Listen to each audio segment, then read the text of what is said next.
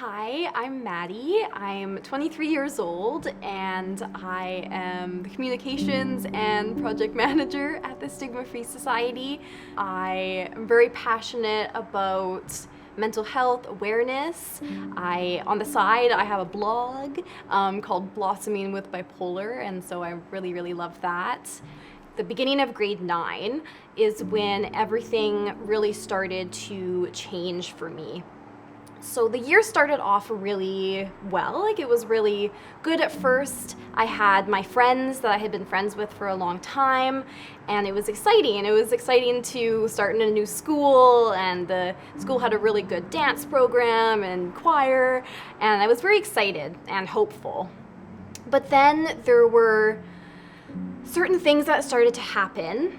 My grandparents, they started struggling with some really serious health issues, and it had a really big impact on me. I started to become really sad and really grumpy and irritable. Something was kind of triggered in me, and I wasn't myself. Everything was dark around me, and people around me started to notice that. I had been self-harming, and I remember this day when I had my best friend, and I was talking to her about kind of how I was feeling, like I wasn't feeling like myself, and she noticed like I had some scars. In her eyes, it wasn't support or concern, it was judgment, it was stigma. And then all of a sudden I just felt ashamed, like it just washed over me. And then I kept thinking like, okay, what is going on with me? There must be something wrong. So when I started acting differently like this, my friends, they didn't know how to support me. And then I remember one day, I have a very clear memory of this. They sat me down in the hallway, and they just said straight up, I don't think we should be friends anymore. And it still makes me emotional to this day. It's like, whoa, it's 10 years later, but it was like my first heartbreak, because I was really close with them, and I thought, and then all of a sudden I was like alone. I had been this super social person with all these people around me, but I was just completely alone, because it wasn't only them, it was as soon as they left, and I guess they probably told people about how I was acting differently, all my acquaintances, the friends through the friends, they also just disappeared. So I was in a new school and I was alone, and I just remember being really devastated and in my room, like crying. My parents didn't really know what was going on. I was still really ashamed of what was going on with me. So I decided to stop talking about it, because that didn't go very well when I did talk about it.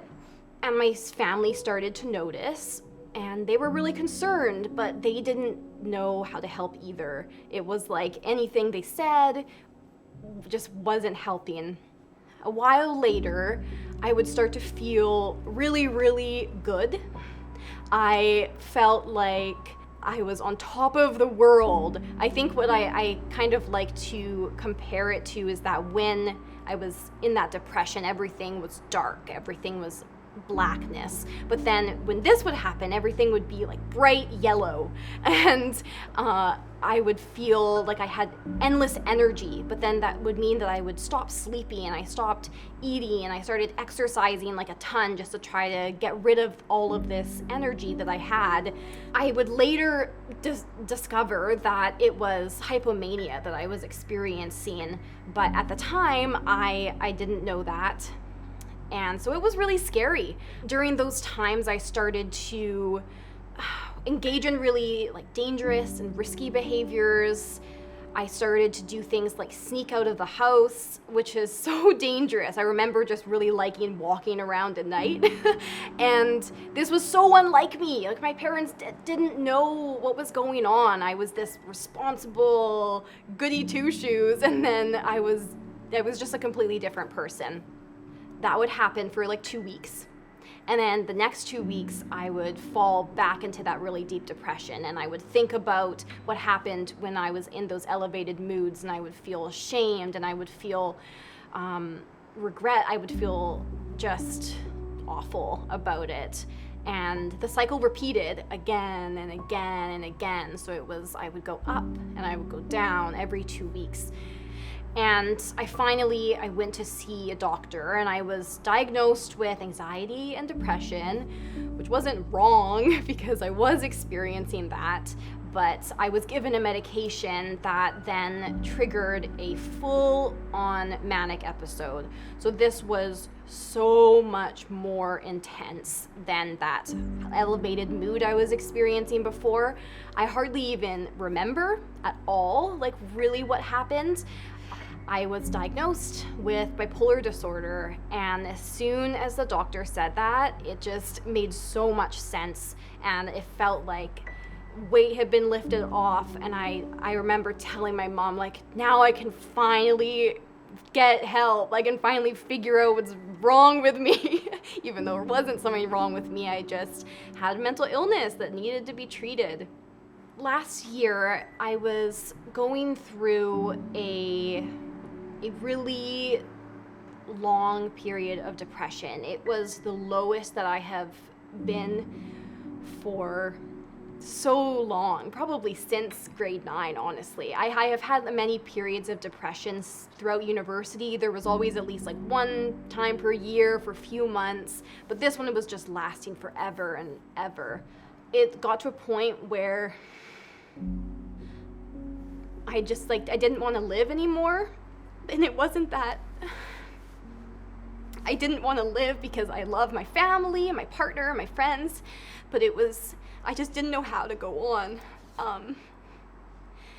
I just didn't know how to keep going when nothing was ending. Everything, all the darkness and the depression, it just kept going and going. I was sorry. I was seriously thinking about ending my life. And I didn't. I'm here. But I'm also very lucky because I had a crisis plan in place.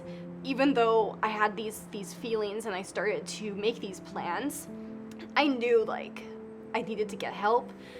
But also my partners just started to notice. Like, it was just got to a point where I just wouldn't get out of bed, and I just didn't have any hope. Thank goodness, my partner kind of was there and noticed, and he took me to the hospital, and I was admitted just for the night.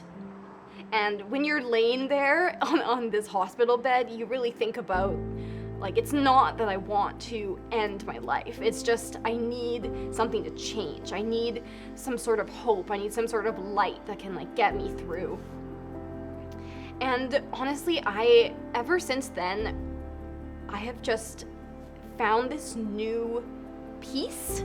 I felt very peaceful. My anxiety, it just kind of dropped, and I just started to really appreciate everything around me, everything that I have. My amazing support system, my kitten, my friends, and just things in my daily life that make me happy.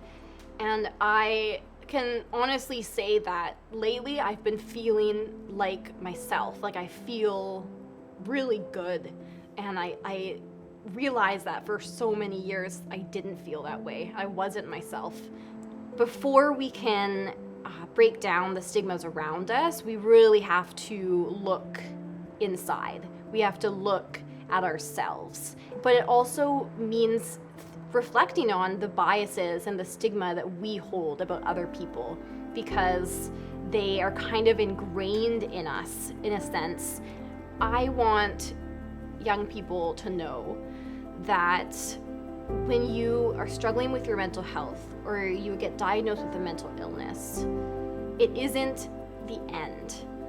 My mental illness, my struggles, my challenges, they have all made me a stronger person today. I can now say that I don't have those regrets. I am who I am today because of what I've been through. And now I can share my story to make sure that other people don't go through that. If you are struggling right now, just know that there is hope. There is always hope. Even if it's just a tiny bit, you will be able to get through what you are going through. And there is a bright future ahead of you where you will find that happiness again. You will find peace. And even if it takes a long time to get there, and it's not always going to be easy, but in the end, it really is worth it.